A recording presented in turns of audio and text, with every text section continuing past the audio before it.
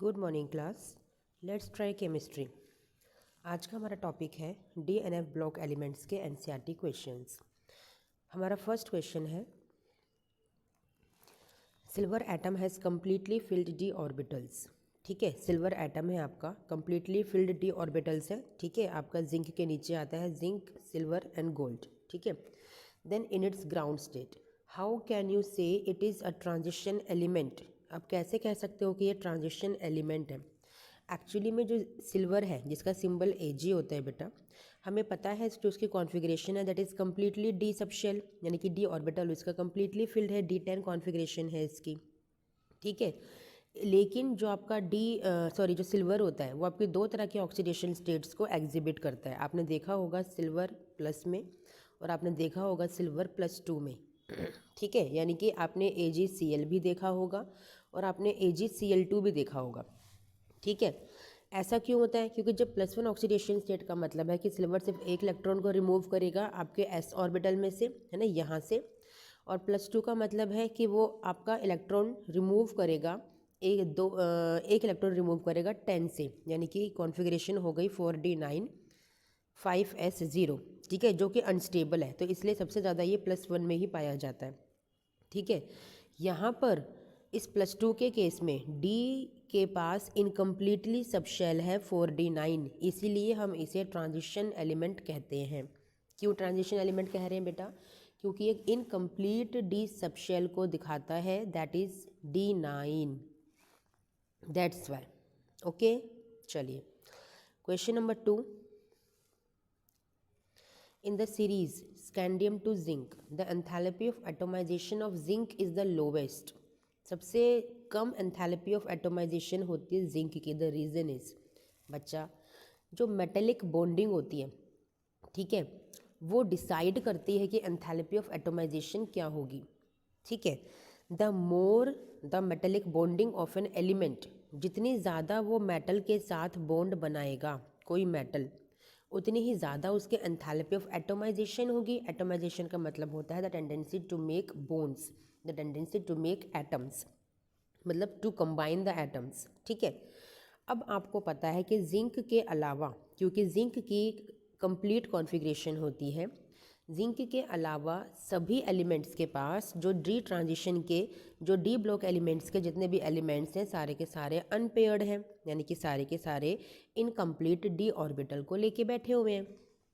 ठीक है, जिसकी वजह से उनकी स्ट्रॉन्ग मेटेलिक बॉन्डिंग होती है, क्योंकि जितने ज़्यादा अनपेयर्ड इलेक्ट्रॉन्स होंगे उतने ही स्ट्रॉन्ग, यानी कि उतनी ज़्यादा बॉन्ड्स वो बनाएगा, यानी कि वो स्ट्रॉन्ग मेटेलिक बॉन्डिंग को रखेगा। अब क्योंकि जिंक के अंदर D10 कॉन्फ़िगरेशन है, जिसकी वजह से वो मेटेलिक बॉन्ड नहीं बना पाता है, इसीलिए उसकी एंथैल्पी ऑफ एटोमाइजेशन भी लोवेस्ट है। क्यों? क्योंकि उसके पास अनपेयर्ड इलेक्ट्रॉन्स नहीं है। आया समझ में? चलिए क्वेश्चन नंबर 3।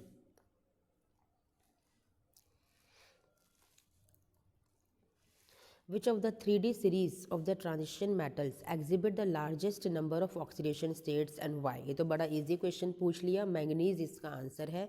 ऐसा क्यों है? क्योंकि इसके पास अनपेयर्ड इलेक्ट्रॉन्स भर भर के होते हैं, यानी कि डी सबशेल में, क्योंकि इसके पास D5 कॉन्फ़िगरेशन है, तो इसके पास maximum number of unpaired electrons है, that's why it shows +2 to +7 oxidation states. Okay,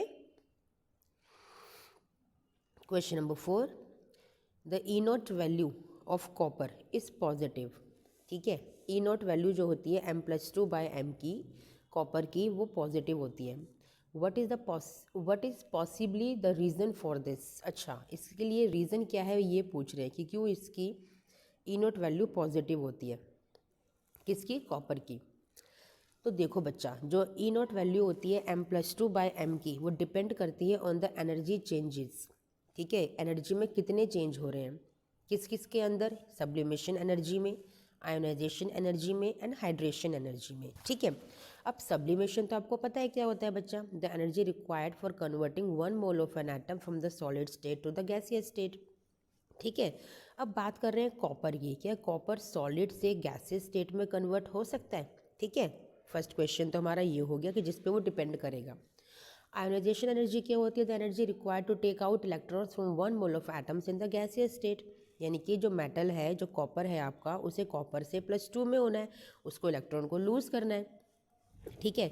hydration energy क्या होती है? The energy released when 1 mole of ions are hydrated, यानी कि यहाँ पर जो M+2 गैसियस स्टेट में है वो M+2 एक्वस स्टेट में कन्वर्ट होगा। ठीक है, यहाँ पे ये क्वेश्चन है।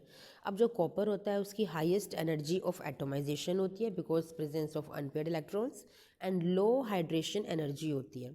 इसीलिए ई नोट वैल्यू जो होती है कॉपर की, दैट इज़ पॉजिटिव। क्या रीज़न है? ड्यू टू हाई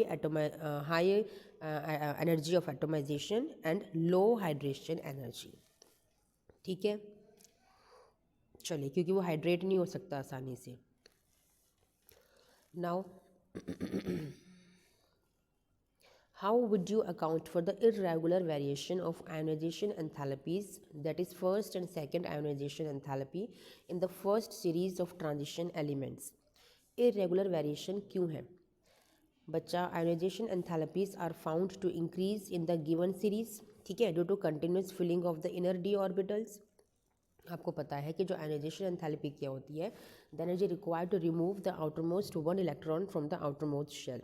ठीक है, ये फर्स्ट सीरीज़ की बात हो रही है, सभी की क्वेश्चन पूछा गया है। तो पूछ रहे हैं कि उसमें इरेगुलर वेरिएशन क्यों है बच्चा? इरेगुलर वेरिएशन इसीलिए पाई जाती है क्योंकि जो उनके ये डी ऑर्बिटल्स इनकम्प्लीटली फिल्ड है ना, ये प्रेजेंस ऑफ अनपेयर्ड इलेक्ट्रॉन्स की वजह से ये अपने आप को स्टेबल करने के चक्कर में लगे रहते हैं, यानी कि ये नोबल गैस कॉन्फ़िगरेशन लेना चाहते हैं।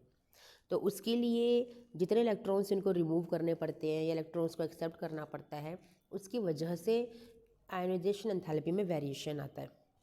This is the reason. ठीक है, to acquire stability, to acquire noble gas configuration, ये वेरिएबल ऑक्सीडेशन स्टेट को या वेरिएबल आयनाइजेशन एंथैल्पी को एक्वायर करते हैं। ठीक है। Why is the highest oxidation state of the metal exhibited in its oxide और fluoride only?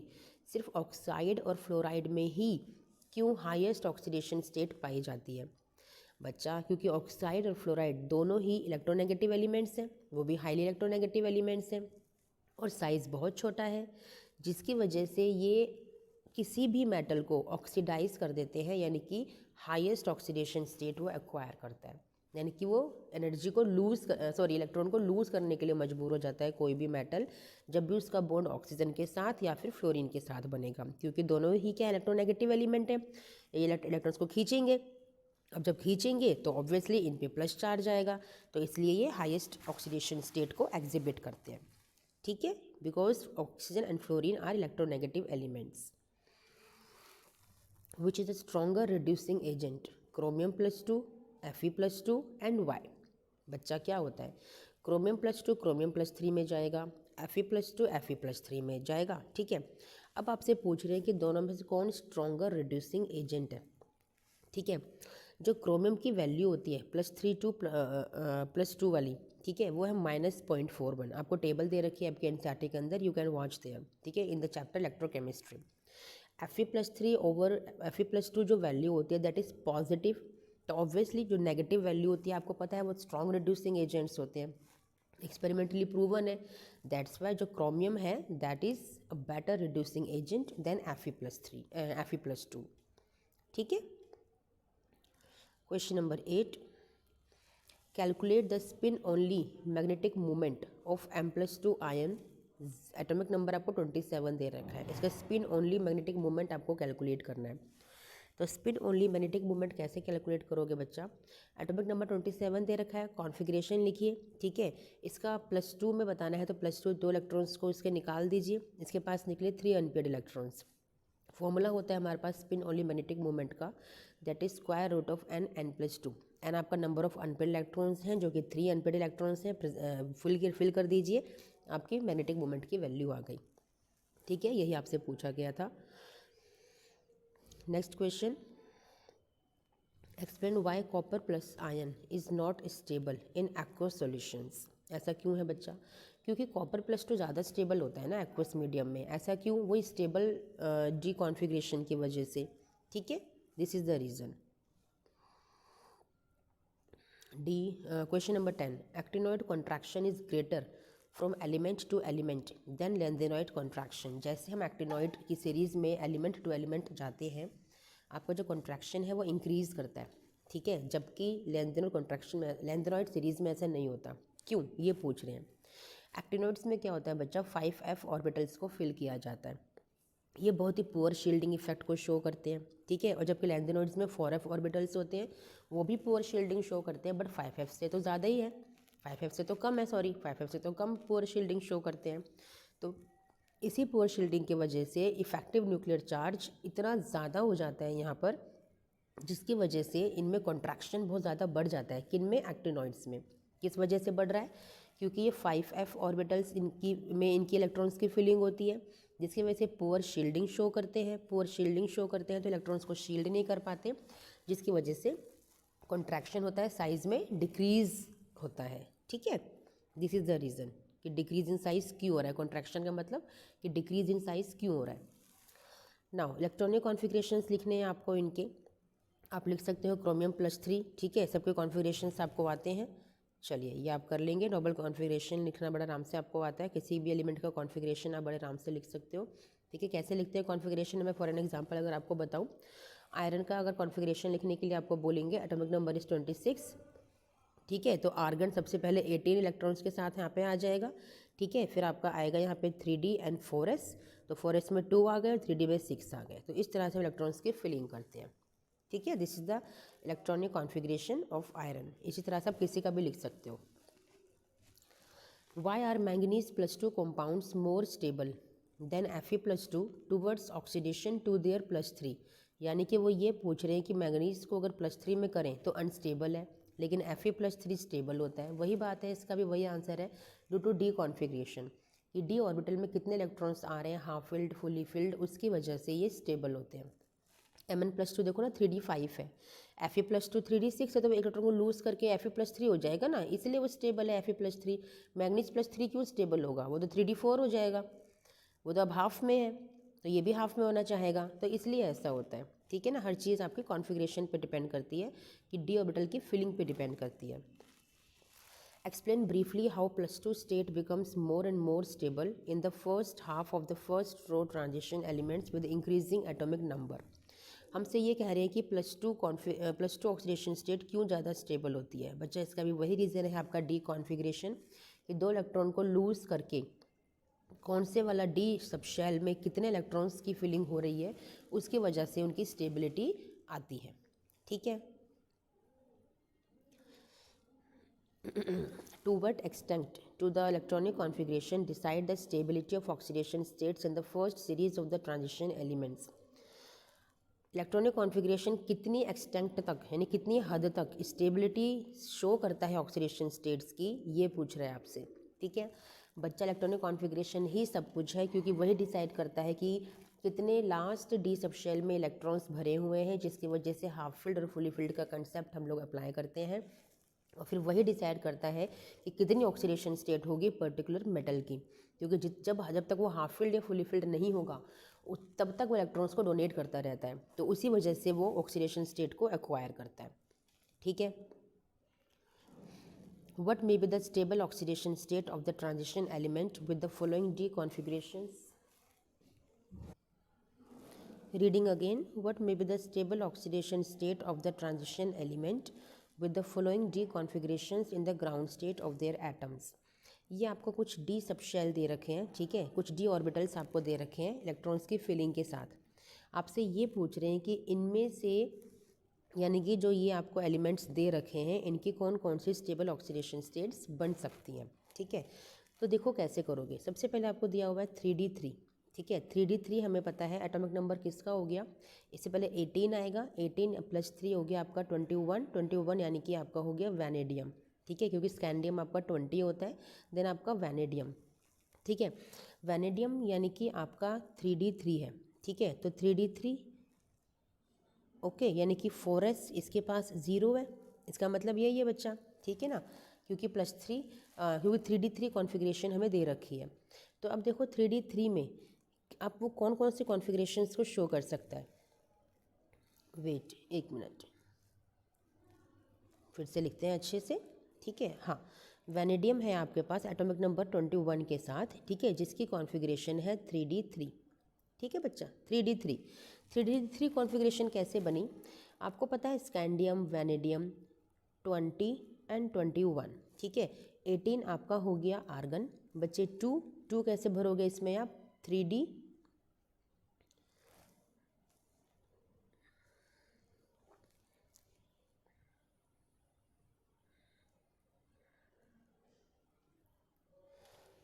बच्चा एक गड़बड़ हो गई, तभी मैं कहूँ कि यहाँ पर ऐसी गड़बड़ क्यों हो रही है। एटॉमिक नंबर 21 से स्टार्ट होता है आपका स्कैंडियम, ठीक है, यस, तभी कन्फ्यूजन क्रिएट हो रहा है। मैंने कहा कॉन्फ़िगरेशन लिखी क्यों नहीं जा रही है, सॉरी बच्चा, हो जाता है कभी कभी, ठीक है। एटॉमिक नंबर 18 आपका आर्गन हो गया, यहाँ पे बचे 3, तो 3 कैसे फिलिंग करते हो आप? 3D1 और 4s2, ये फिलिंग करते हो आप स्कैंडियम की, ठीक है ना। फिर एटॉमिक नंबर 22 आता है आपका वैनेडियम का, दैट इज़ 18, तो यहाँ पर आ गए, यहाँ पे आएगा आपका 3D2 और 4s2, आपका ये वाला कॉन्फ़िगरेशन आएगा, ठीक है। अब आपको 3D3 दे रखा है। 3D3 का क्या मतलब है कि 3D3 जो इलेक्ट्रॉनिक कॉन्फ़िगरेशन ग्राउंड स्टेट में है, ग्राउंड स्टेट में 3D3 कॉन्फ़िगरेशन किसकी होगी, कैसे पता करोगे बच्चा? अब देखो 23 एटॉमिक नंबर आएगा, यानी कि स्कैंडियम, टाइटेनियम, वैनेडियम, सॉरी यहाँ पे स्कैंडियम टाइटेनियम है, स्कैंडियम टाइटेनियम, देन आपका वैनेडियम आएगा, ठीक है, और यहाँ पे आएगा 3D3 4s2, ठीक है। तो अब देखो आपको दे दिया है यहाँ पर कि 3D3 कॉन्फ़िगरेशन, यही 3D3 कॉन्फ़िगरेशन की बात हो रही थी एटॉमिक नंबर 23 के साथ, जिसके पास 4s2 सब शेल भी है, यानी कि यहाँ पे जो कॉन्फ़िगरेशन बनेगी that will be 3D3 4s2, ठीक है। अब आप सही से कर पाओगे।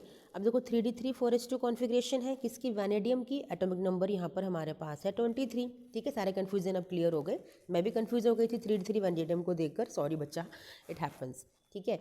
तो अब देखो एक बार तो ये पूरे के पूरे 2 इलेक्ट्रॉन को निकाल सकता है अपने एस सब शेल से, ठीक है, तो इसलिए +2 कॉन्फ़िगरेशन इसको मिल सकती है, ठीक है।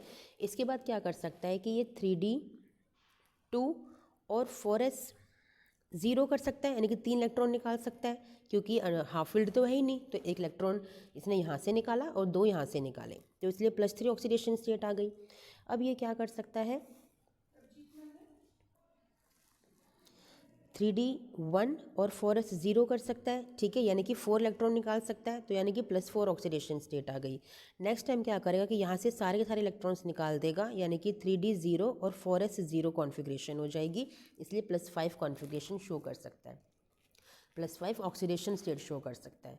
इसीलिए वेरिएबल ऑक्सीडेशन स्टेट्स आपको दिखाई दिए, जो कि स्टेबल ऑक्सीडेशन स्टेट्स हैं, क्योंकि यहाँ पे हाफ फील्ड या फुली फील्ड का कोई भी कॉन्सेप्ट नहीं है, क्योंकि इसके पास डी सब शेल में 3 इलेक्ट्रॉन्स हैं, और हाफ फील्ड के लिए 5 होने चाहिए और फुल्ली के लिए 10 होने चाहिए। समझ में आया बच्चा?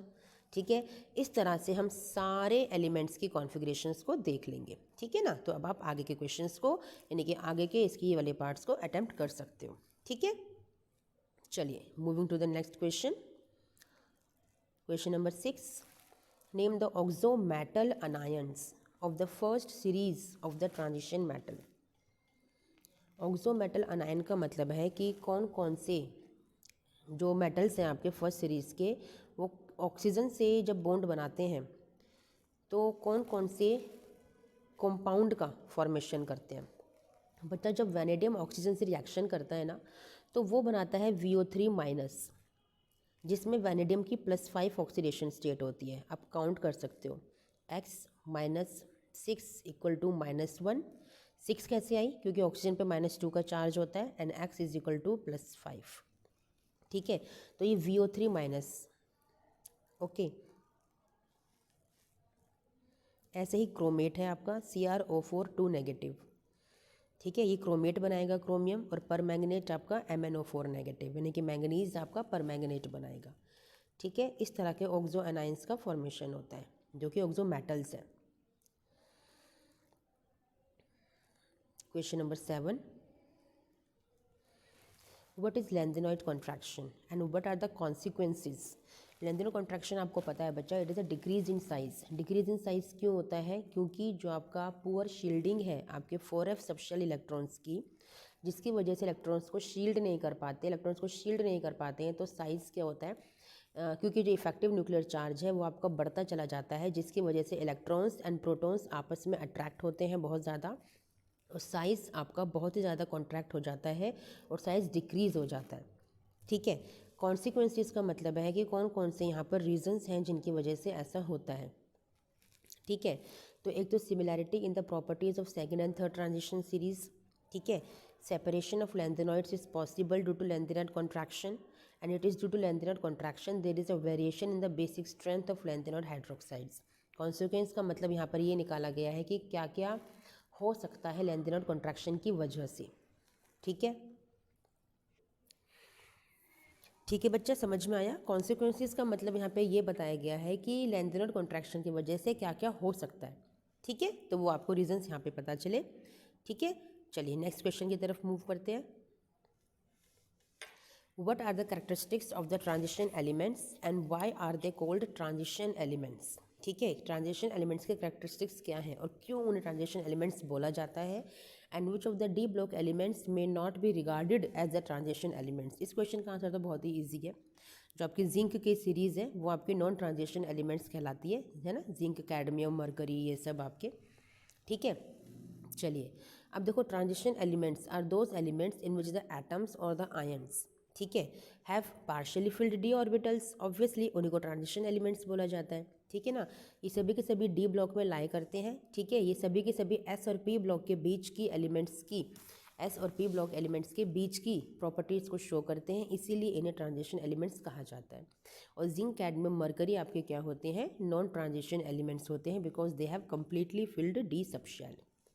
चलिए next question, in what way the electronic configuration of the transition elements different from that of non transition elements. Obviously जो ट्रांजिशन एलिमेंट्स हैं उनके पास partially filled D sub shell है, जबकि नॉन ट्रांजिशन के पास कम्प्लीटली है। यानी कि जो आपका पार्शियली वाले हैं उनके पास क्या होगी, डी 1 to 10 एंड 0 to 2, है ना। और नॉन ट्रांजिशन एलिमेंट्स की क्या होगी, NS 1 to 2 होगी या फिर NH2 NP 1 to 6 होगी। ठीक है, चलिए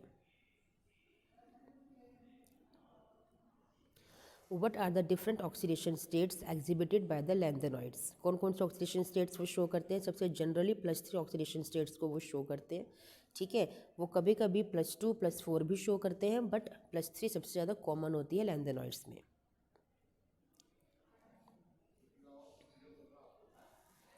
Reasons you have to give, transition metals and many of their compounds show paramagnetic behavior। ठीक है, क्यों ट्रांजिशन एलिमेंट्स पैरामैग्नेटिक बिहेवियर को शो करते हैं बच्चा, वही रीज़न है क्योंकि ये अनपेड इलेक्ट्रॉन्स रखते हैं, that's why they show paramagnetic nature. Enthalpies of atomization of transition elements are high, इसका भी वही रीज़न है, due to presence of unpaid electrons, they have strong metallic bonding. ठीक है, transition metals generally form coloured compounds due to paramagnetic nature, due to presence of unpaid electrons. Transition metals and their many compounds act as a good catalyst due to variable oxidation states। ठीक है, the answer is due to variable oxidation states. ठीक है, now what are interstitial compounds, why are such compounds well known for transition metals. Actually interstitial compounds क्या होते हैं, जिनमें hydrogen, carbon और nitrogen उनके बीच में फंस जाते हैं। कहाँ फंस जाते हैं, क्रिस्टल लैटिसेस में, क्योंकि इनका साइज़ सबसे ज़्यादा स्मॉल होता है, हाइड्रोजन, कार्बन, नाइट्रोजन का। तो जब बड़े बड़े कॉम्प्लेक्सेस होते हैं उनके बीच में हाइड्रोजन, कार्बन, नाइट्रोजन जब बीच में फंस जाते हैं due to their small size, तो इन्हीं को हम लोग बोलते हैं इंटरस्टिशियल कॉम्पाउंड्स। ठीक है, चलिए ये सब मैंने थ्योरी में भी कवर किया है आपको, क्योंकि यहाँ से मैक्सिमम क्वेश्चन आपके थ्योरेटिकली ही है। How is the variability in oxidation states of transition metals different from that of non transition metals. Illustrate with examples. बच्चा वही है, क्योंकि ऑक्सीडेशन स्टेट ट्रांजिशन एलिमेंट्स का वेरिएबल होता ही होता है, because they have partially filled D orbitals, जबकि नॉन ट्रांजिशन मेटल्स जो जिंक, कैडमियम, मरकरी हैं उनका fully filled D sub shell है, दैट्स वाई वो वेरिएबल ऑक्सीडेशन स्टेट्स को शो नहीं कर सकते। नेक्स्ट क्वेश्चन,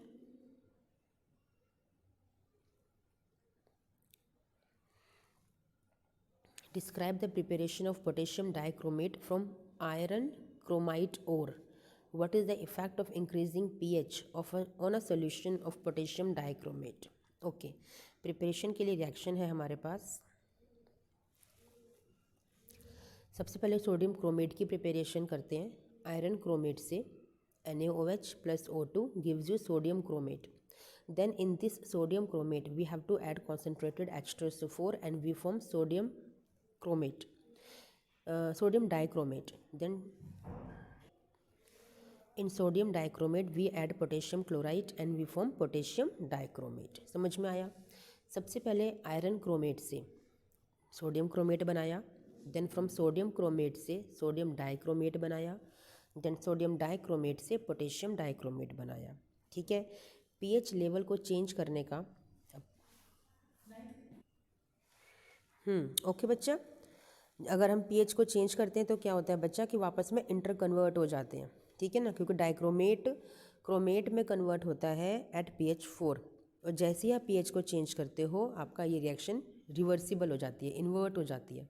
ठीक है, चलिए next question, describe the oxidising action of potassium dichromate and write the ionic equations for its reaction with iodide, iron solution, iron second solution and hydrogen sulphide.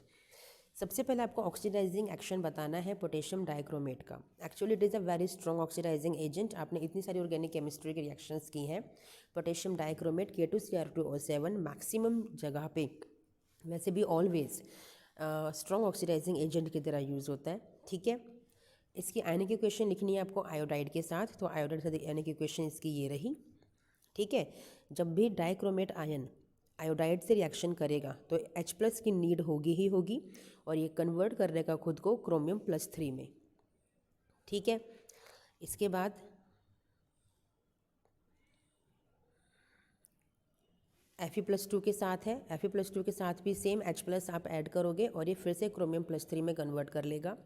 Hydrogen sulphide से reaction करोगे तो ये आप अपने आप को सल्फर में convert कर लेगा विथ क्रोमियम+3। ठीक है,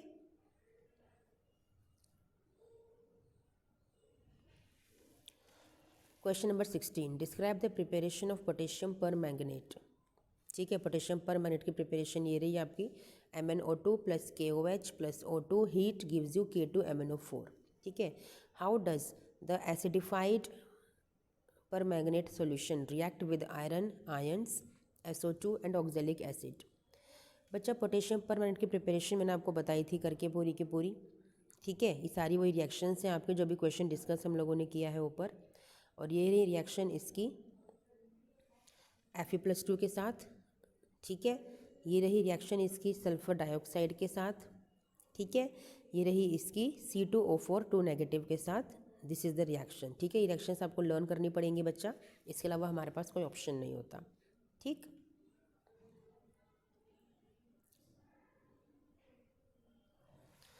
For M+2 by M and M+3 by M+2 systems, E0 values for some metals are as follows. Use these data to comment upon. चलिए इन पे कमेंट करना है हमें इस डेटा को यूज़ करते हुए। The stability of Fe+3 in acid solution as compare to that of chromium और Mn+3। वो ये कह रहा है कि एसिडिक सॉल्यूशन में Fe+3 तो स्टेबल है जबकि ये दोनों स्टेबल नहीं है। ठीक है, पहले इसका आंसर देख लेते हैं क्या है। E0 वैल्यू जो Fe+3 Fe+2 की है वो हाई होती है बच्चा। ठीक है, किससे? क्रोमियम+3 और क्रोमियम+2 से, और कम होती है मैंगनीज से। इसीलिए जो रिडक्शन होता है Fe+3 टू Fe+2 वो सबसे ज़्यादा इजी है। ठीक है, इसीलिए Fe+3 इज़ मोर स्टेबल किससे? Mn+3 से, और लेस स्टेबल है आपका क्रोमियम+3 से। तो ये है आपका ऑर्डर।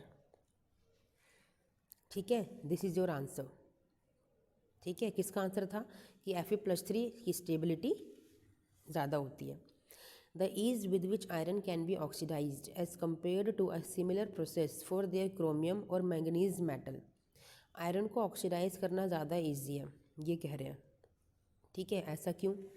बच्चा रिडक्शन पोटेंशियल जो होता है वो आपने देखा था अपने टेबल के अंदर, it's a reduction potential order. जो ऑक्सीडेशन है Fe का Fe+2 में it is not so easy, जबकि ऑक्सीडेशन क्रोमियम का क्रोमियम+2 में ईजी है। ये वही डी कॉन्फ़िगरेशन पे आपका बेस करेगा बच्चा। ठीक है, और ऑक्सीडेशन ऑफ मैंगनीज टू मैंगनीज+2 ये भी ईजी है। इसलिए मेटल्स को हम अरेंज कर सकते हैं according to their oxidation ability, that is this one. Manganese is more stable than least chromium and the least one is iron. ठीक है, question number 18, predict which of the following will be coloured in aqueous solution. Obviously सबके D orbitals को देख लीजिए, जिसमें unpaired electrons हैं वो सभी के सभी कलर्ड होंगे। ठीक है, इन सभी के देखने हैं और रीजंस आपको बताने हैं। रीज़न वही है आपका इनके अनपेड इलेक्ट्रॉन्स डी ऑर्बिटल्स। ठीक है, ये रहे सब। चलिए question number 19, compare the stability of +2 oxidation state for the elements for the first transition series. +2 stability, +2 oxidation state की स्टेबिलिटी को कंपेयर करना है।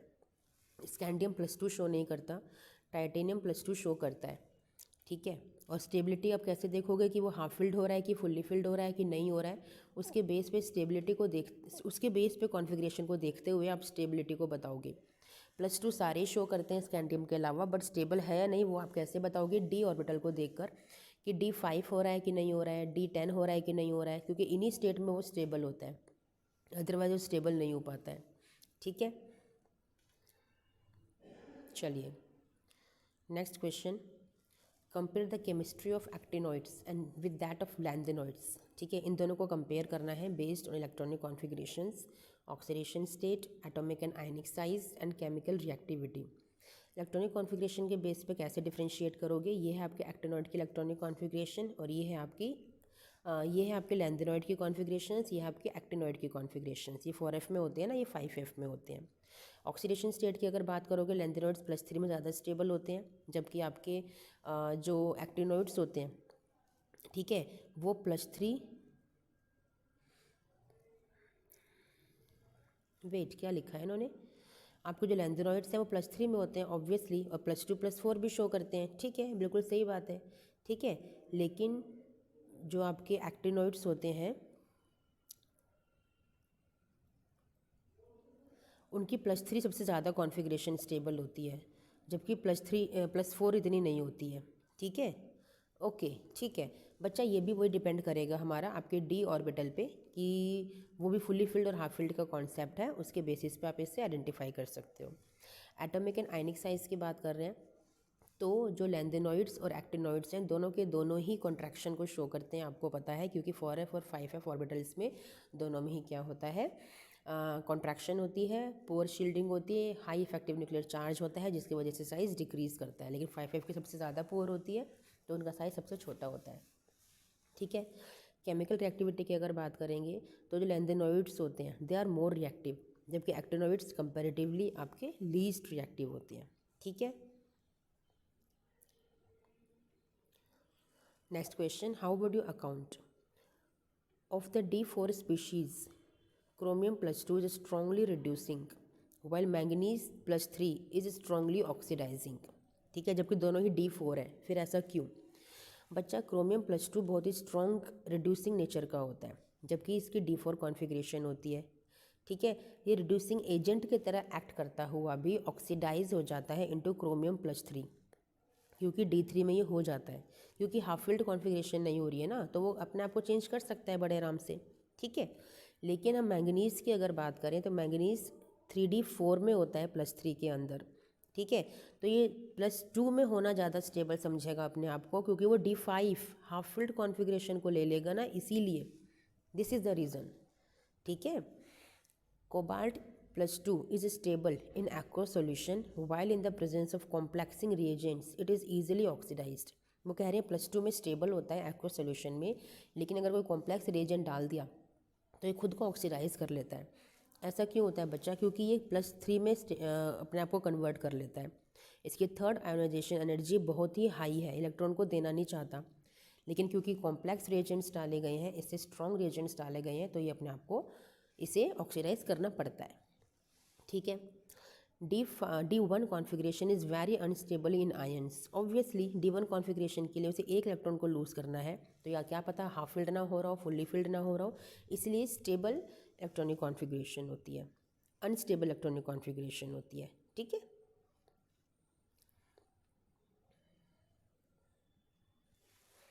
What is meant by disproportionation? इसका मतलब क्या होता है बच्चा? जब एक सिंगल ही एलिमेंट आपका ऑक्सीडाइज भी हो रहा है और रिड्यूस भी हो रहा है, यानी कि उसी का लॉस ऑफ इलेक्ट्रॉन भी हो रहा है और उसी का गेन ऑफ इलेक्ट्रॉन भी हो रहा है, तो उसको डिसप्रपोर्शनेशन रिएक्शन बोला जाता है, जिसमें उसका increase in oxidation number and loss in oxidation number होता है।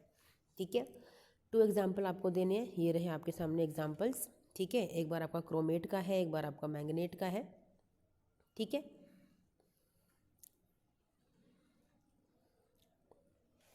which metal in the first series of transition metals exhibit +1 oxidation states more frequently। बच्चा ये भी आपके डी ऑर्बिटल पे डिपेंड करेगा कि कौन हाफ फिल्ड या फुली फिल्ड हो रहा है। तो कॉपर सबसे पहले +1 कॉन्फ़िगरेशन को +1 ऑक्सीडेशन स्टेट को एक्वायर करता है, क्योंकि ये +1 लेते ही D10 में हो जाता है। इसीलिए ऑब्वियसली मैंने कहा ना, सब डी पे ही डिपेंड करेगा कि डी सब शेल में कितने इलेक्ट्रॉन्स आने पर हाफ फिल्ड या फुली फिल्ड हो रहा है।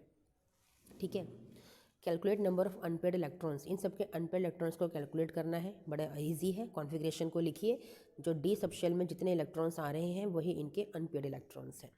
ठीक है,